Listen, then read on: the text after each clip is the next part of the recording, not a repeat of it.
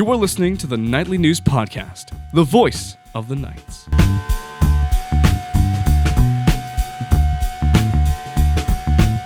Welcome, everybody, to the Nightly News Podcast. This is Professor Paul Miller, and I am so honored to be joined by somebody who I actually have met for the first time today.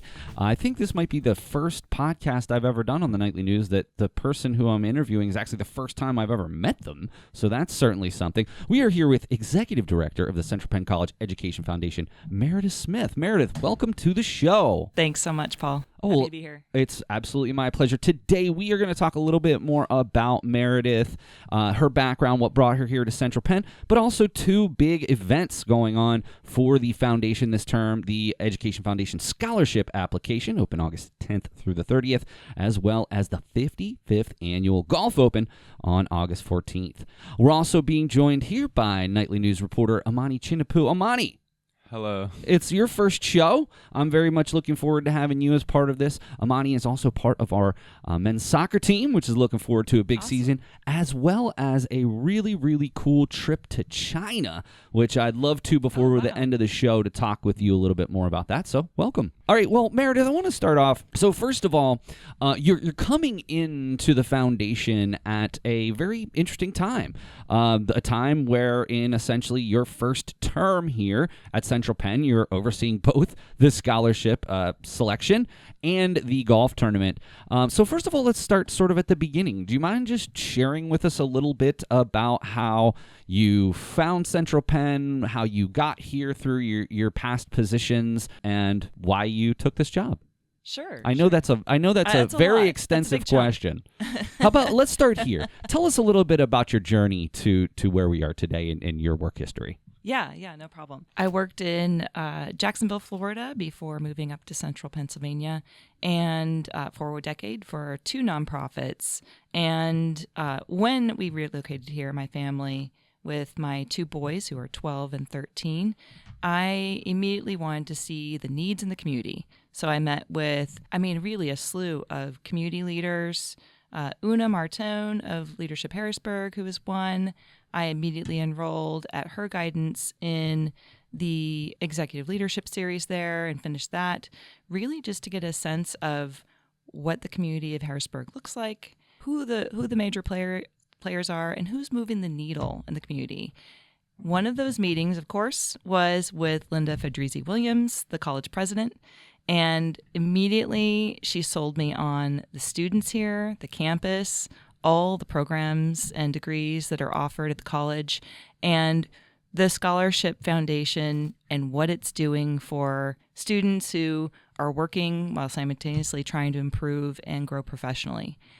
I was bought in, essentially. So when the opening for a new executive director at the foundation came open, I gladly applied, and here I am today as the new executive director. One of the things that we talked about was sort of your background, because again, you talked about getting involved with book publishing, right?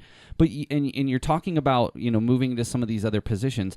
You were the executive director for the community health outreach, and you were also director of patient services from We Jack's Care over the past 7 years. But in our pre-show meeting, you talked a little bit about some things that you got involved with during COVID, and I was wondering if you could kind of share a little bit with us about that situation. Sure. So my background from book publishing, after having two boys, 13 months apart, and moving to Jacksonville from New York and Philadelphia area, I wanted to do a career change. I was traveling 50% of the time between New York, Nashville, and California, and really was not sustainable for being a new mom and husband or wife to my husband. And really, I decided hospital system, changing healthcare. I came in, wide-eyed and ignorant to wanting to just change healthcare and be one of those big players to improve the system.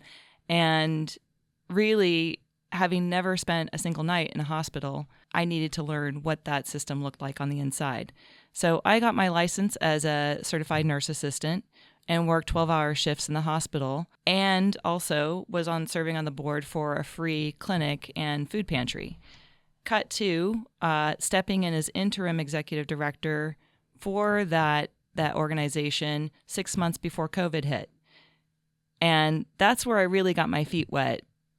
When the pandemic hit and I was running a food pantry with mile-long car lines for people in need who were newly laid off, and had a free clinic, mind you, it was a medical and a dental clinic. The need was nearly insurmountable, but every day I was helping people get access to care, getting access to food at a critical time. I want to follow up with that because this is something that I've talked about numerous times. So during the pandemic, Central Penn did something called CPC Gives Back.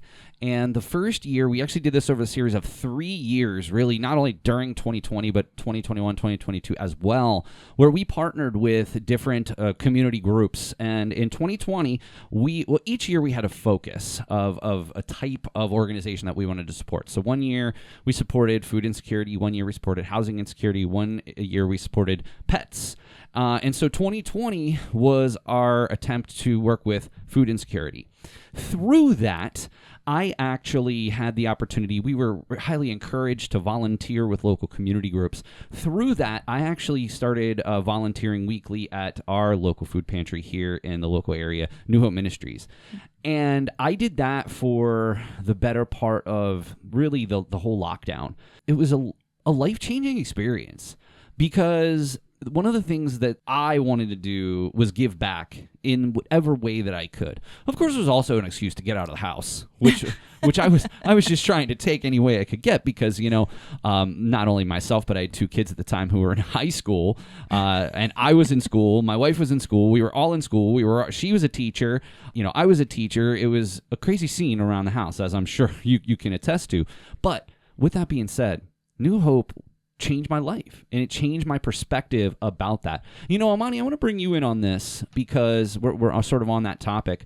You're actually working with the food pantry this term. I'm Yes. curious to. Oh, nice. I'm curious to, and that's our Central Penn food pantry. I'm curious, just in your, I know, limited experience. This has only been for a few weeks. Do you feel touched in that way, like that? You're helping people, and you're helping keep them, keep full at night? Like, tell me a little bit about what you've learned as being a part of the food pantry here. Well, just to honestly start, thank you for doing, all your work during, the COVID times and, working in, a food pantry. Because when my mom got laid off, we were in those lines. Yeah. We were getting food. And it was, one of those times, I mean, I didn't really grow up with an abundance of food growing up. But when COVID hit, it was, where's all the food? Yep. But thank you. Thanks. But yeah, my time, just in this short period of time, a couple weeks working with the pantry, it's been really nice. I've volunteered before, so You already have a frame of reference. yeah. So I understand the whole packaging and I don't know, it just really hits me in the chest because I deal with a lot of food insecurities. I'm one of those people hey, the pantry's open. I'm one of the first people here. So it means more to you than just something to do. You know what I mean? Yeah, definitely. You're doing it as part of your work study. You're doing it as part of a class assignment that we have in terms of marketing. You're putting together a food drive. But it has more to do than just those things. You're not just doing it to make money. You're not just doing it to get a grade. You're doing it because you have experienced what it's like to be on the other side of that. Mm-hmm. And you know how thankful you were. Yeah. And that allows you to actually care and be compassionate about your fellow students who, frankly, may need this food pantry to be able to eat. So, anyway, I didn't want to get too far down that rabbit hole. No, I could talk about that all day, honestly. Yeah, There's always a why people help and why people end up working in that community. And this takes us to my next question. I feel that's a good segue. I think a lot of times, and in fact, I had one of these aha moments this week. I ran across a student who I hadn't seen in a little while. I had them in a few classes, and yelled at me across campus. And I was on my way to class and yelled at me across campus. He's like, "Oh, Professor Miller, hey," came up to me and shared how important a single conversation was that we had with one another. About he was in health sciences. It wasn't he realized that it wasn't for him, and then we started talking about things that he was passionate about, and we had a conversation about kind of just reevaluating his career goals. And he's like, I'm getting ready to graduate, I have a great internship, and I have a lead on a job. And like, sometimes we get, as people, caught up in the day-to-day of the jobs that we do. But I can tell you, certainly from an executive director standpoint, certainly from somebody, like, I got into this job to help people. I got into this job because when I was 18 years old, I had a professor who saw something in me. I struggled my first year of school, and I'm very open with that. I share this with my students all the time, because it's not about aptitude. Often it's just about getting bought in and feeling like you're a part of something, right? And so, when I think back to, I still recall his name, Dr. James Laux from Slippery Rock University. I was doing very poorly. He saw something in me. He took time out of his schedule on a weekly basis to meet with me and get me back on track. And here we are. Like, I wouldn't be here without him. So, like, I think about that kind of stuff all the time and why I do this job. So let me ask you, obviously you're passionate. Obviously you're passionate about helping people. Was there a time when you were doing book publishing where you're like, this just isn't fulfilling for me, trying to, make money for corporate entities, selling schlock in some cases? You know what I'm saying? Like, was there a moment? Have you seen the books I help publish? No, I have not. I'd be interested in it. But my point is, was there a time that you, like, a light switch flipped onto you and you're like, this isn't what I'm meant to do? No. And books were my love and passion from day one, from the age of 4 when I could read my first sentence. Publishing killed some of that passion, admittedly. Well, it's a cutthroat game. I know that for a fact. And I've been to conferences where I'm, trying to get stuff of my own published, and they're like trying to help you. It's a jaded industry. Thank you for saying that. Well put. So, but what was the moment that you're like, this just isn't for me? Like, I want to actually give my life back to helping people. I honestly, like you said, in the day-to-day, in your time and space, when you're not taking a whole lot of time to reflect and be introspective on what you're doing, you're just necessarily doing it. I was an achievement-oriented little girl, right? I wanted to win big, and I wanted the clout to go with it. And it was a little hollow. There was a moment after having kids, and I was continuing to grow my list. I was a literary agent at that time. I had a list of major clients. I was securing 7-figure deals, book deals for them, and traveling 50% of the time, and looking at my 2 babies. I remember there was a pivotal moment. I had just had my second son and had to travel to New York and D.C. from where we were living. We were on the Gulf Coast at that time. And I left them with my husband, who, was willing to just take it on, 2 babies under the age of 2, while I left for the week. And part of me was like, thank goodness I'm getting out of the house. And I'm going to sleep in these hotels, and it's going to be quiet all night. That was very appealing. What was not appealing was being away from my family. And that's when I realized this is not sustainable for me. So I was like, Velcro had to be extracted from publishing, kicking and screaming, and resentful, honestly. A little resentful that I couldn't maintain all of it. I couldn't have it all. But another part of me was like, I get to start a different career and I can do whatever I want. It's a little scary, a little daunting to have to start over. I'm not going to lie. All of us who have had to start over face the blank slate and the clean page, and have to figure out what that looks like and build it. And for me, it was always healthcare. Whenever I had a volunteer opportunity, I was volunteering either at a free clinic. When I lived in Nashville, my jam every week, I was at a free clinic helping refugees get care they needed. And even though I was only doing, the triage and intake and doing height and weight measurements and filing their records, I was part of something bigger. It gave me hope and purpose. So I thought, I'm going to go into healthcare, and I'm going to change it. I'm going to be a change maker in healthcare. So I got my license as a certified nurse assistant and worked in the hospital, my 12-hour shifts, and quickly realized I'm a peon in the trenches, and I can't change healthcare. But you know what? I can listen to this patient. I can volunteer at my free clinic and the food pantry, and I can, in the words of my one of my former bosses, I can help walk on the beach and throw the starfish back into the ocean and get them access in life, one starfish at a time. And that's worth it. In a day, if I help one person, it's worth it to me. You're going to help a lot of people in this position. And certainly in future episodes, Meredith, we can talk a little bit more about your transition. I know you're still new to the job with the foundation, but clearly we are being guided by somebody who is compassionate and cares, and you're going to have a chance to do a lot more than help one person every day. So, well, with that being said, I want to talk about a couple of big things that the foundation has going on here in the month of August. So first of all, the Central Penn College Education Foundation scholarship application will be open from August 10th to the 30th, and that is at foundation.centralpenn.edu. That's right. I want to talk with you a little bit. So I saw something in Central Station this week about how there are going to be some changes to the scholarship.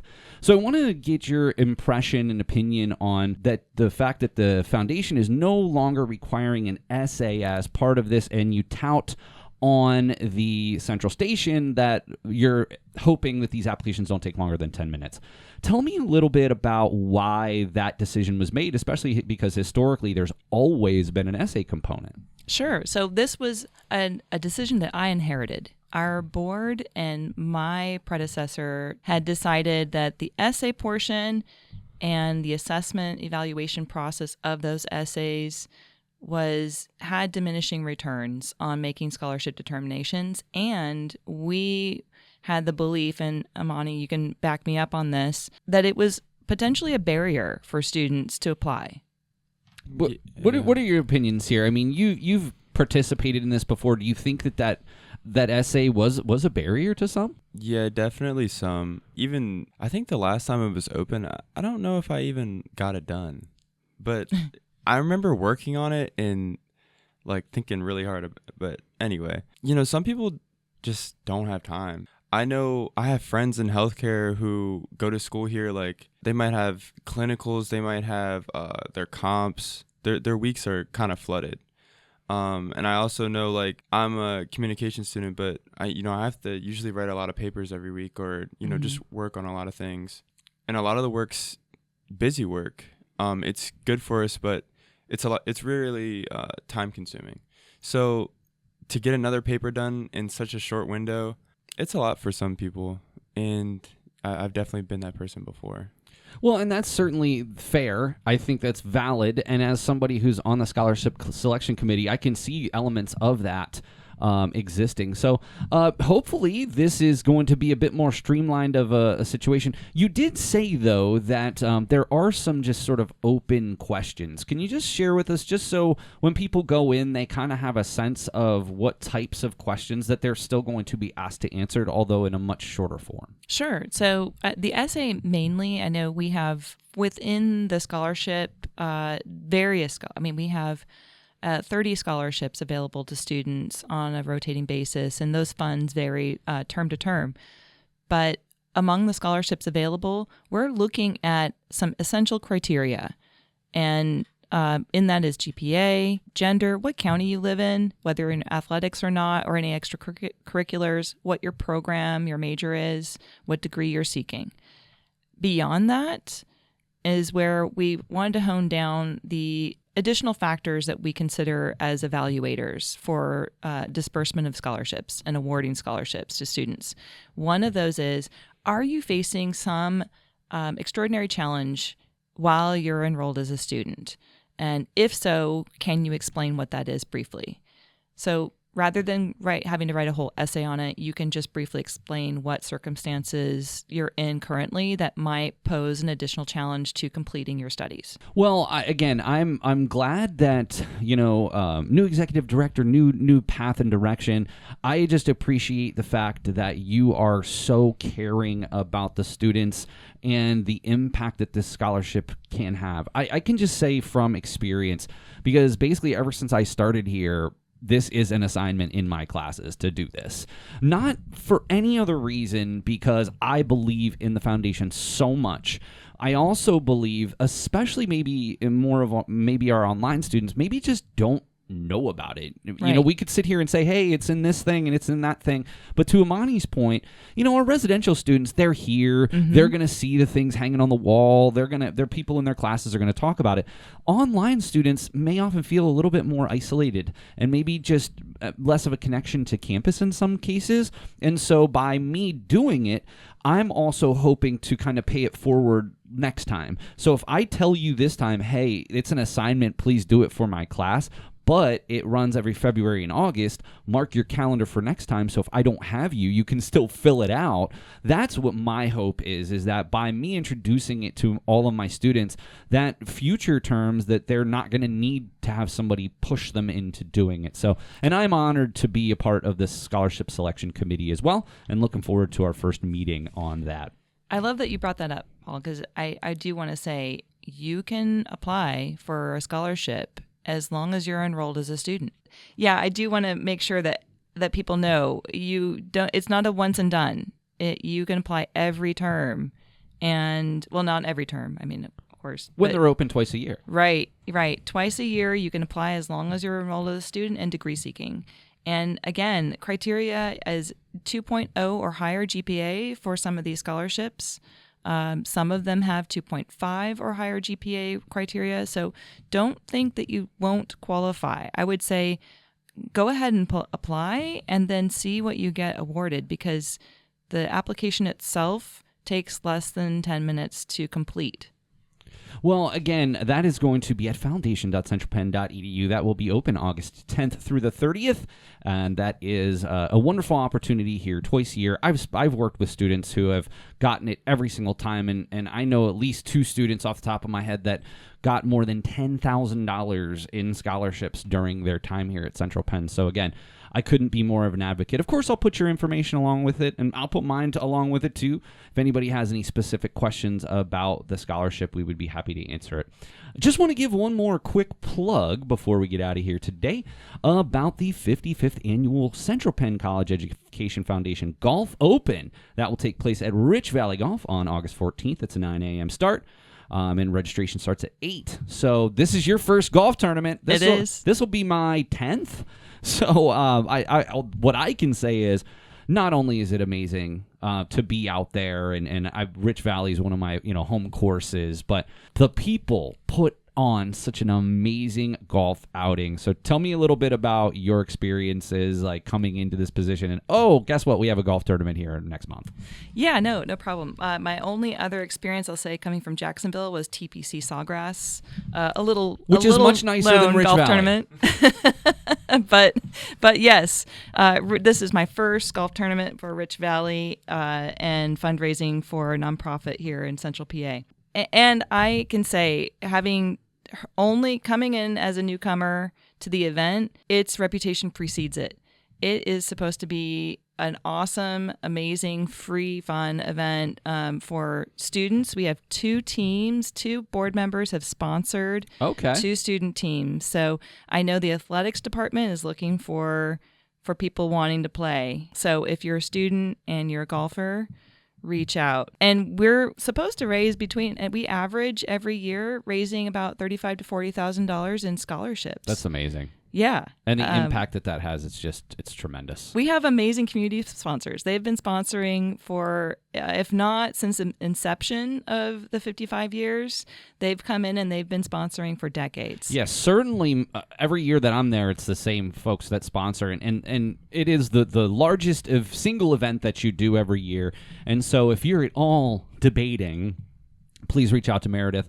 Or you can go to centralpenn.edu and search the Golf Open. Again, that's August 14th at Rich Valley from shotgun start at 9 a.m., 55th Annual Education Foundation Golf Tournament. So again, so looking forward to that. Always one of my favorite days on my annual calendar.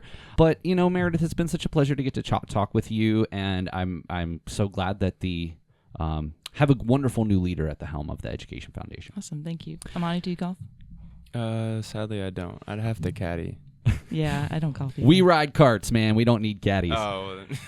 Real quick, though, before we get out of here, Monty, we got about a minute. Tell me a little bit more. You're part of 5 soccer players who here in the beginning of August are going to China. Tell me a little bit more about this experience. Well, we're spending, I think it's 10 days. I'm scared, but I hope it's going to be really fun. I'm going with Mark Hay, Justin Schaefer, Gio Facillo, and Andy Foe. They're all a bunch of great guys. So honestly, like, I'm really excited for the trip.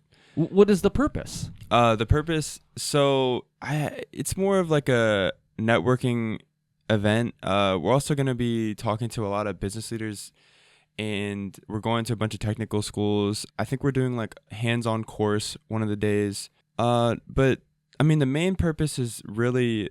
But you are playing soccer there, right? Yeah, we're playing soccer, but like the soccer is not like.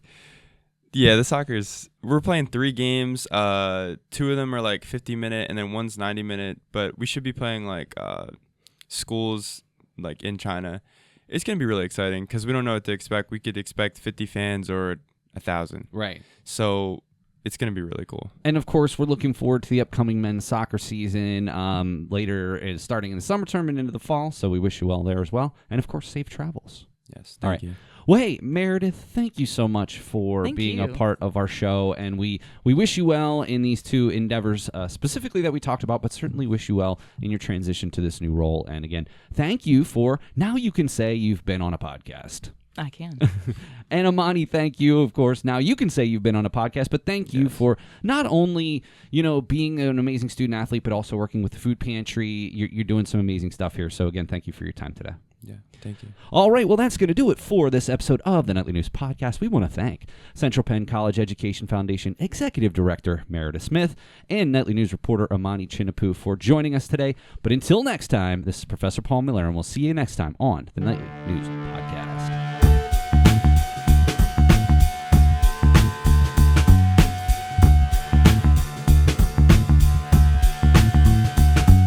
This is Dalton Kohler, co-president of Nightly News Media Club and broadcaster for the basketball games. You are listening to the Nightly News Podcast.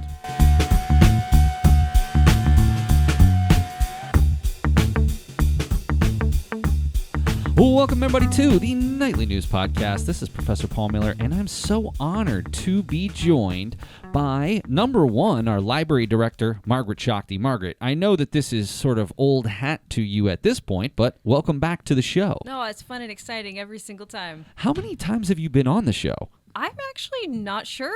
I think maybe 4. We need to keep like a running tally here, so just so you know. No, but I can always go back and search back, and that's the good thing about the search tool on cpcnightlynews.com. If you're looking for one particular person, you can just put in their name, and everything they've ever done comes up, and that's really, really helpful. So, for instance, let's say our second guest is Nightly News co-vice president Jules Quare. Jules, if you're ever looking for all of the stuff that you've ever done, all you got to do is go to the search bar and type your name in, and everything will come up. I know. I've already done it once or twice before, showing my family. That's great. So, and again, Jules is in clinicals this term. So this is her last term. So I know our last episode was Jules' sort of farewell episode, but Jules will be on a couple of episodes this term because she is still here and able and able to join us whenever we're recording the show. So we really appreciate it. And, of course, we're also being joined by Heidi Adams. Heidi, welcome to the show. This is your first ever podcast. It is. Well, we are very, very honored to have you and appreciate your time here today. So why all of these fine folks are here is we are going to talk a bit more about the aftermath of Central Penn College's 11th annual research exhibition that took place in our spring term on June 3rd. Margaret, you wrote a nice little article that we published on the Nightly News. So I just want to read just a couple of things so we can all be on the same page if you're not familiar with the research exhibition about what it is. So this is an annual event that featured student-created research posters and handouts highlighting projects from a variety of academic disciplines. In person, there were 19 teams as well as an additional 23 teams competing online. The exhibition provides students with an opportunity to conduct research, present their findings, and engage with members of the college community, while also encouraging students to explore topics related to their fields of study while developing professional communication and presentation skills. So, here we go. So, Margaret, This is the 11th annual. You have not been here for 11 years. No, I have so, not. So in a sense, this is something that had already been in place prior to you. Now, when you came into being the library director here at Central Penn, tell me a little bit more about how you knew this to be, but also how you evolved it over time. Yeah, when I started at Central Penn, it was in March of 2023, and I came into this and was presented with the fact that the research exhibition was coming up and that I would need to run it in a matter of months. So it was kind of fly by the seat of your pants, hope the previous librarian took really good notes, which she had, and it had a lot of Isn't support. that a prerequisite for being a librarian, taking good notes? Not all of us, but Diane was a particularly organized librarian for which I am forever thankful. But I also had a lot of support from our associate provost, Jared Reif, who had worked previously with the research exhibition. So he was really able to help. But that first year was really eye-opening for me just to see how it works and, working with the judges and organizing the students. And I've certainly learned a lot from year to year. Things like how to set up the tables so that there's a good traffic flow, or knowing that I need to have the students there a little bit early so that they're actually all set up and in place by the time the event starts. And also communicating with some of the cleaning people to say, don't start packing everything up until the actual end of the event. So a lot of practical things coming into it.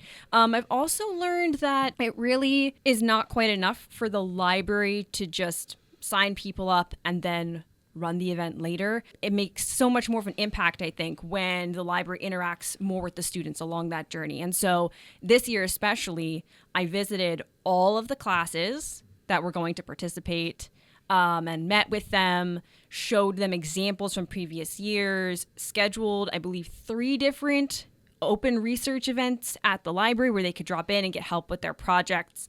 And so it was just a lot more involved with that aspect of their research leading up to the event, which really gave me wonderful insight into how they were doing the research and, enjoying the whole process with them, which was lovely because in previous years, I really only saw the research the day of. If that, because I'm so busy trying to run it, I don't get to every table. So, I mean, now that... Is this the third year that you've I know you said 23, but... This is... 4. Yeah, this 23, is 4. 24, 25, 26. Yeah. I can count. How about that? So this is the 4th year. Now, even throwing the first year out. So you've had 3 years to sort of change this or evolve this how you see fit and how you see best. Do you think that, numbers aside, do you think that this version of it is more like what we can expect to see in the future, or do you still have other ideas of things that you might like to see in the future? I think this is what it's going to look like. I would love to see in the future some more community engagement.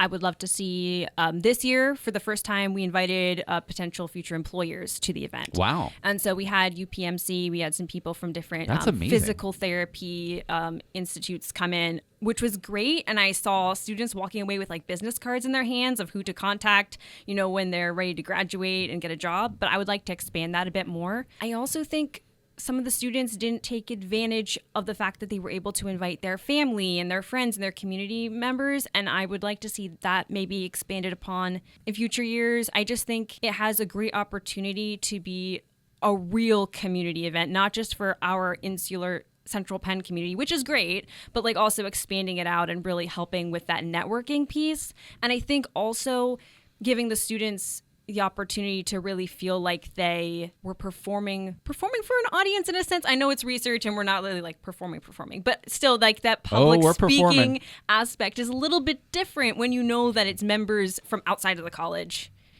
people outside of your peer group. I can only speak to this in regard to conferences that I've been to. Now, I've never done a poster, which I know a lot of conferences have, but I have gone to the Popular Culture Association National Conference for 5 years and the PennACE, Pennsylvania Association of Colleges and Employers, for 5 years. So I've presented just in those 2 conferences 10 different times. It is a performance. You're not acting in that you're trying to be somebody you're not, but you are still if nothing else, communicating excitement about your topic, trying to connect your topic with things that are of interest to the people who are attending. I do think that you're exercising a ton more skills than just research, because people that are sort of in all types of walks of life that we have here at Central Penn often don't have this type of opportunity to get up in front of an audience, and maybe even looking at it less so like a presentation where you're standing and they're sitting. This is much more interactive. You give the person that's presenting a minute or two or several minutes, depending on how their approach is, to talk about their research, but then it's almost the next piece is, okay, can they answer my questions that I have? And I could ask anything. And I was trying to think of, I do love how you have like a list of potential questions to ask. And I heard some people literally just asking those specific questions, which is certainly up to them. That's not my approach. I'm trying to think of not out of left field questions, certainly valid questions, but I'm trying to think more along the application lines, especially with some of these areas in health sciences that frankly I'm sort of a novice at. I don't claim to be knowledgeable about those types of things, so I found that was really cool. Well, I want to talk with Jules and Heidi about their research. And, Margaret, please feel free to chime in if you have anything to add.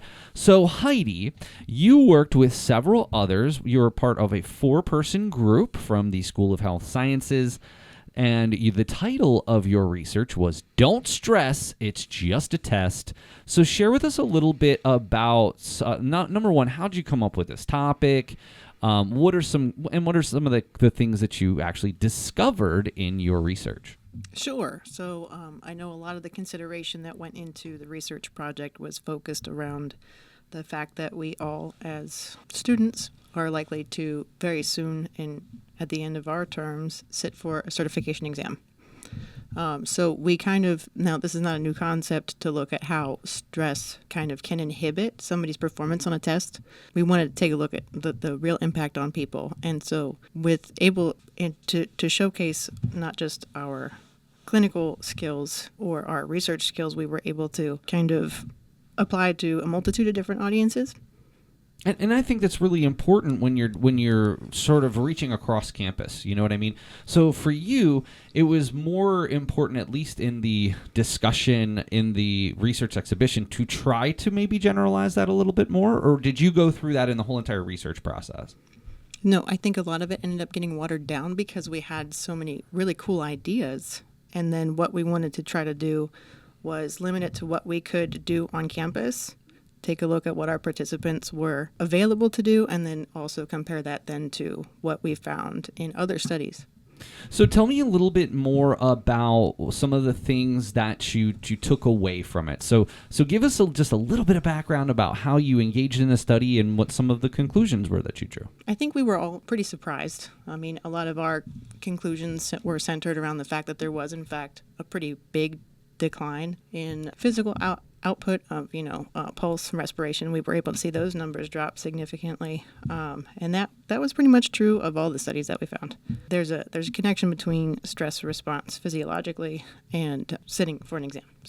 So how did you actually test this? So tell us a little bit more about the actual piece that you did. Like in terms of, like, how did you engage with your participants to be able to evaluate these issues? Yes. So we formulated an exam.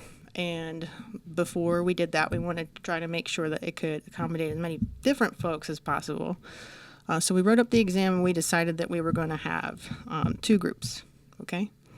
We ended up with 6 participants, and we were able to take a look at their response. So initially we had one day they came in, they picked up their materials. We were told, hey, we're going to establish baseline vitals, and then we will go ahead and let you have a week to study this material. Make sure you come prepared. Okay. Half of them we were able to send reminders to saying, hey, this is what's going on. Make sure you study for this test, kind of really reinforcing the fact that there's some significance to these results, right? And then the other half we did not communicate with. While we were there, we grabbed their vitals. We were able to assess their blood pressure, their heart rate, and then their respiratory rate. And then a week later, we gave them the test. And then we were able to assess their vitals right before the test and then directly after. And that was probably the most interesting and most conclusive part of our research. And what ultimately did you find? Yeah, there was a big drop in blood pressure and heart rate and respirations directly before the test and then directly after. It seemed like everybody was able to take a big, deep breath out. And I think the crazy part is we created a very casual environment for the test. You know, we were pretty much just, as people were coming in, okay, go ahead, this is what you're doing, after we took their vitals. And we kind of let them go. All right, we weren't like necessarily proctoring them, you know, too much, and we noticed that overall the performance on the exam, everybody passed with flying colors. So by that rationale, is there any truth to the fact that a lot of people will just point out that they feel that they're not quote unquote good test takers? Is it a matter of dealing with stressors while you're doing something like this? I mean, and I ask this because I know that so many of our health sciences folks do have to sit for licensure and certification exams, and so this does have practical applicability here, right? Because, you know, these tests can seriously make or break somebody's career if you're unable to pass this licensure. So you just did all this schooling and you're not even able to break into the industry that you went to school for. So by that rationale, do you think that this could inform maybe the way that faculty members or prepare students for these licensures, or the organizations who give these tests, maybe that they can offer a way to reduce the stress level? Sure. So in some of our research, we were able to look at some effective ways to reduce stress before exams. I know a lot of it, and myself included, when I go to sit for an exam, even though I know what I'm doing, my brain falls out. When I go to actually go and do it, you know, I have forgotten everything I've learned. But I think a lot of our research was also centered around trying to remove some of the gravity or the weight behind these exams, because we do in fact spend a lot of time learning, and, you know, not just learning, but being able to recall second nature all of this material that we're learning so that we can perform it over and over and over again until we're able to perfect it. So, well, I appreciate your time, and I just got to be honest, I think that it's really cool that you've had this opportunity to learn about something that does have a lot of applicability across all. I mean, one way or the other, we're all going to have to take tests, whether that's here in college or potentially, you know, licensure certification exams, or maybe like more informal tests, right? So I think that, and I hope that your research was something that has applicability across the board. So very good. All right. So Jules, you presented on a topic with one other student called conjoined twins. What factors determine if they can be safely separated? Now, this is a very interesting and unique topic and subject. So can you share with me, number one, what was your rationale behind studying this specific topic? So, being a surgical technology student, we wanted to kind of keep our topic revolved around some sort of surgical procedure or something that would require surgery, like a disease or something, just to kind of revolve it around surgery somehow. So me and my partner got together. I wanted to do conjoined twins from the start. I thought it was a very interesting topic. She wanted to do babies born with too much fluid in their head, and I thought that was really interesting, but the conjoined twins also can have cases like that, so we could probably find something and combine our topics together. So that's where we decided with the conjoined twins. But we didn't have the whole factors part decided on to the start. We kind of just had, all right, conjoined twins, what do you want to do with it now? Because there's so many different ways you could go. We could choose a specific set of conjoined twins and a specific type and only research one type, or we could go the way we went and kind of capture everything in one. So starting off, we took, 2 to 3 days writing out a whole bunch of questions. And after we went through, we were like, okay, we think the factors determining whether or not they can be safely separated covers everything. It covers where they're conjoined, what anatomy is shared, all of like the major considerations, whether it be ethical or unethical. So after we got that finished, we then moved into the actual research part. And it was better doing it with two people because we were able to kind of break it up. My partner did more of like the general research, and she kind of did like more broad things of what kind of conjointments there are, what would be like the major factors determining the separation. And then I went and found case studies and found like actual real cases that we could use to include in our research. And then we tied all that information together and we got a whole bunch of pictures out, and we ended up with so much information having to condense it and very much watering it down to bring it forward. And we ended up very happy with our outcome. We learned that it's not just where they're conjoined. They could be conjoined at the hip and not be allowed to separate because they could be sharing the same stomach. Or they could be conjoined at the head and be allowed to separate because they each have their own brains. So there was so many interesting things to kind of learn about this that you wouldn't really think of. And then going into the ethical side, who determines whether or not they could be conjoined? Is it just the doctors? Is it the parents? Is it a committee? Or is it the twins themselves? So that was a very fun thing to indulge in because it's kind of everyone at the same time and no one at all. It really just depends on the case of the twins, where they're conjoined, what they're sharing, if they have to be separated or if they don't have to be separated. And then it falls into the parents and ethical communities. Sometimes parents will be like, I'm going to leave my kids conjoined, and when they get older, they could figure it out themselves. And if they want to be separated, they could be separated. Like, as we were going in, we found cases of adults who gone their entire lives being conjoined.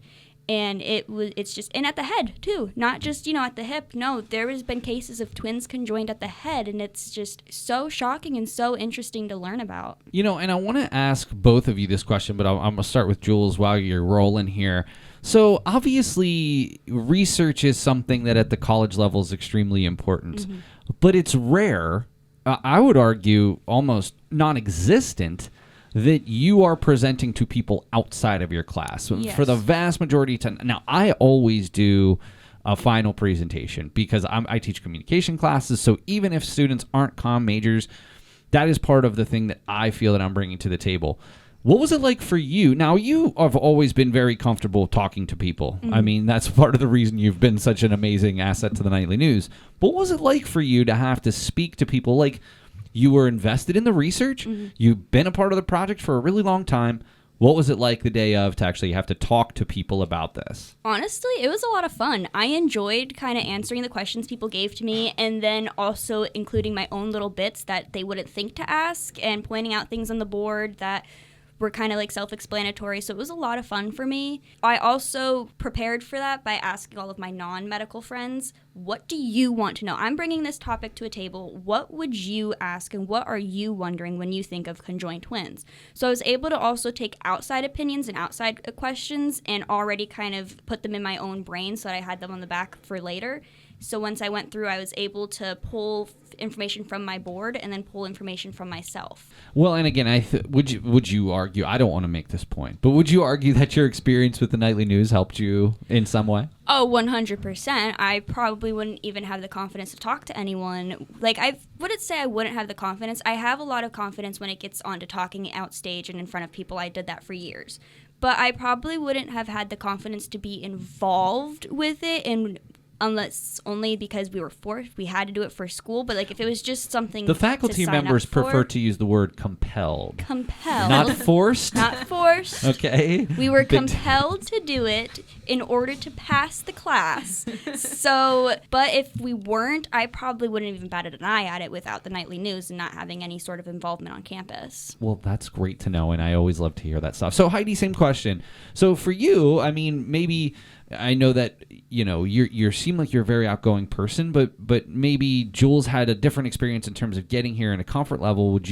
How was your comfort level going into it? What did you take away from this opportunity to present to people who are not necessarily knowledgeable or maybe even in your field? I had a lot of fun with the actual presentation itself. It took me a little bit while to warm up to everybody, but once I started realizing, hey, we're just having a conversation, it's really not too bad. It wasn't like a very large crowd. People were coming through in smaller groups. We were able to kind of start and stop and then kind of reconfigure whatever our elevator speech was to their questions. It was great. Well, and I really appreciate that, because part of the reason, and I want to come back to Margaret here as we move to the final part of our show. Margaret, now that you've seen this for 4 years, you already kind of have a vision for what you want this to be.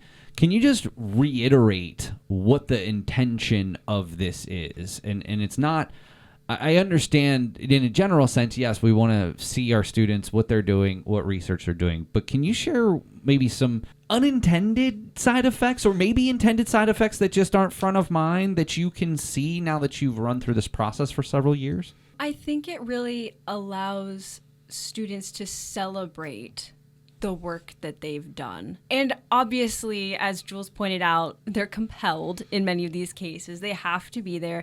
And you do presentations to your own class without having a research exhibition, but there's something about having it be an event that, there's a brochure that your name is in, there's official pictures, you're on the social media, there's recruiters walking around, and afterwards, you have that physical trifold that you created and the brochures you were handing out. I think it's just a different level of being able to say that a project was completed and that there was an impact, and you have so much evidence and also outside validation that you did something and you finished it and hopefully also did a good job. And so I feel like making it into an event is something that really helps students just even imagine themselves in future settings where they can be doing this as a professional. Because sometimes when you're in a student mindset, you're just receiving the information and yeah, you have to repeat it back to your teacher, but they already know.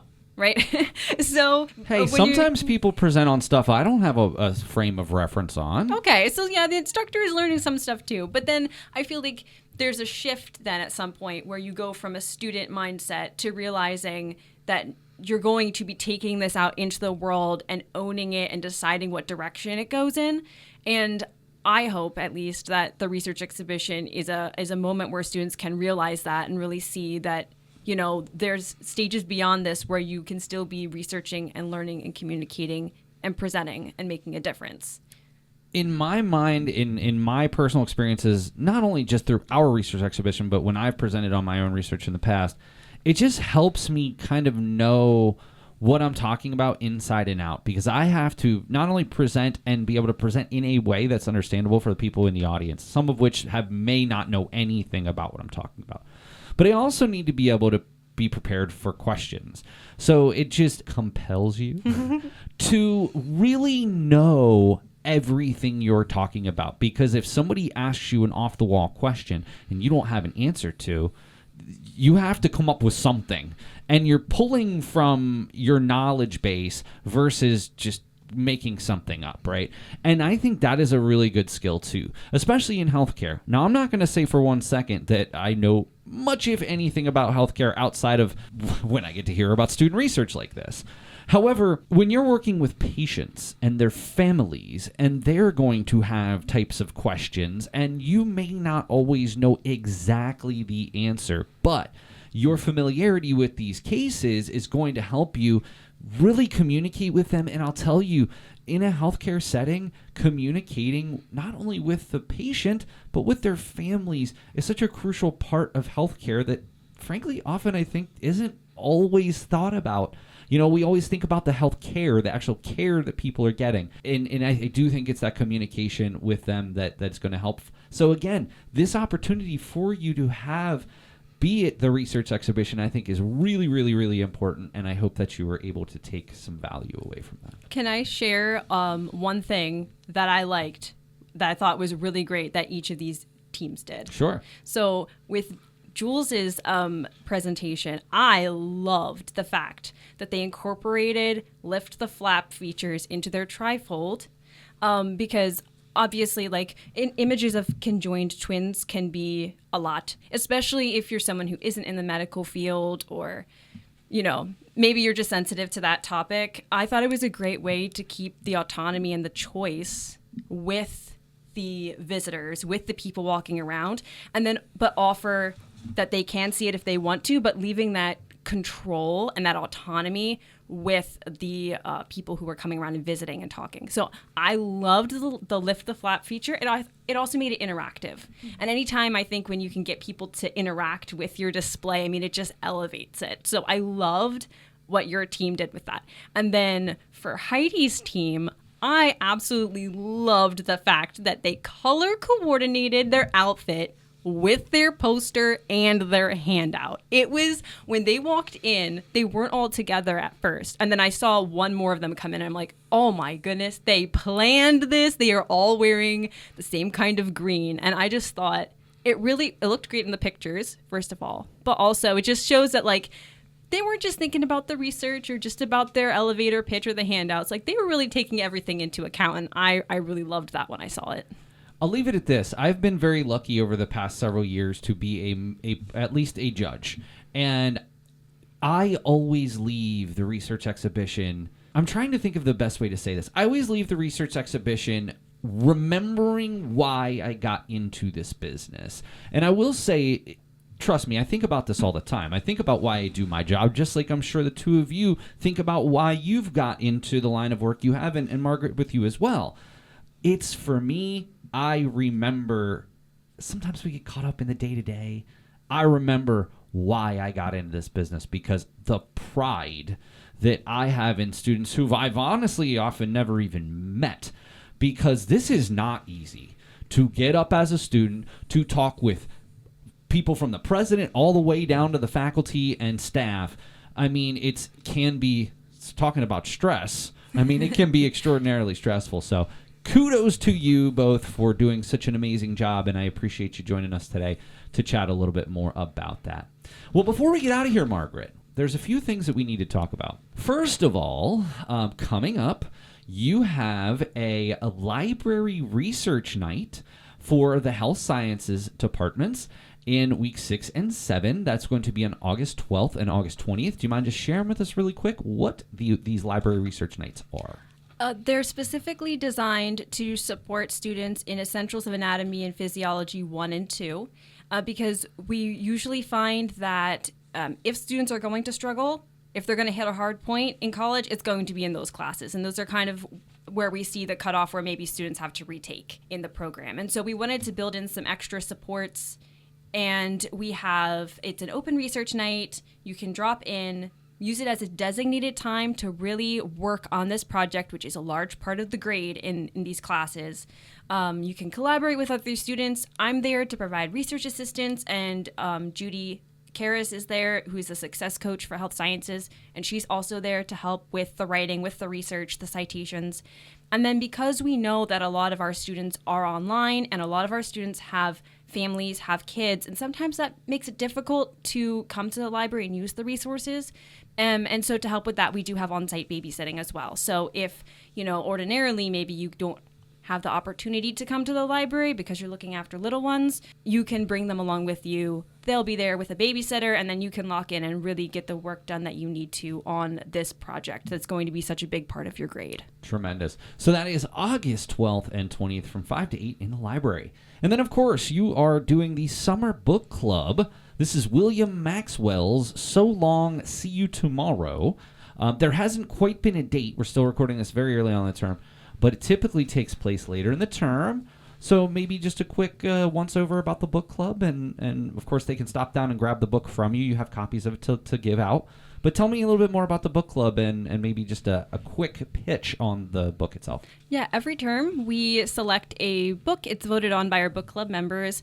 The library gets copies, everybody reads it on their own, and then we meet up during week 11 or week 10 to discuss. So it's very low effort in terms of attendance to club meetings. There's only one a term.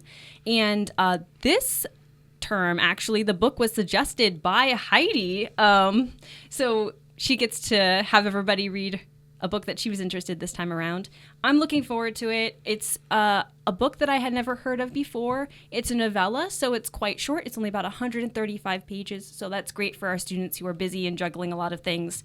And it is apparently, according to the Goodreads summary, a coming-of-age story set in 1920s Illinois, but it features friendship, family, a murder, and how trauma of things that happen in childhood affect people throughout their entire lives. And it's written in a memoir style. So I'm interested to see where it goes. Well, that's wonderful, and we are certainly going to keep an eye out for when that book club meeting is this term. However, if you are interested in picking up the book, you can reach out to Margaret at her name at centralpenn.edu, or you also respond to a library at centralpenn.edu as well. And if listeners would like to either see updates on when the book club is, or see pictures of all of the projects from the research exhibition. Those are all up on our Instagram page. And so if you just look for the Charles T. Jones Leadership Library on Instagram, you'll find us, and you'll be able to see pictures from the event and also see updates on when the book club and other events are. Fantastic. Margaret, thank you so much for your time, Library Director Margaret Schachte, for joining us today. It's always such a pleasure. Oh, thank you for having me. This has been great. And Heidi, I hope that this was good for your first podcast. I know that we talked about this before you came in, and so we appreciate you joining us for your first podcast. But seriously, thank you so much for sharing your research. I know how much time, effort, and energy went into you doing this. Thank you for color coordinating. You caught Margaret's eye. But I really do hope that you're able to take some things away from this, and you should really just be totally proud of your efforts. And thank you for joining us today. Thanks for having me.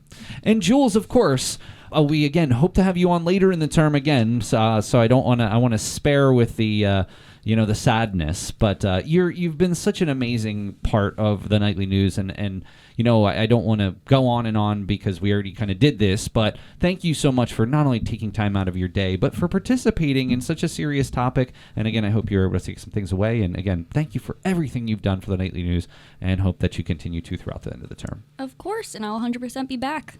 Well, we're looking forward to it. Well, that is going to do it for this episode of the Nightly News Podcast. I want to thank Heidi Adams, Jules Quare, and our Library Director, Margaret Schachte, for joining us today. But that's going to do it for this episode of the Nightly News Podcast. We'll see you again next time.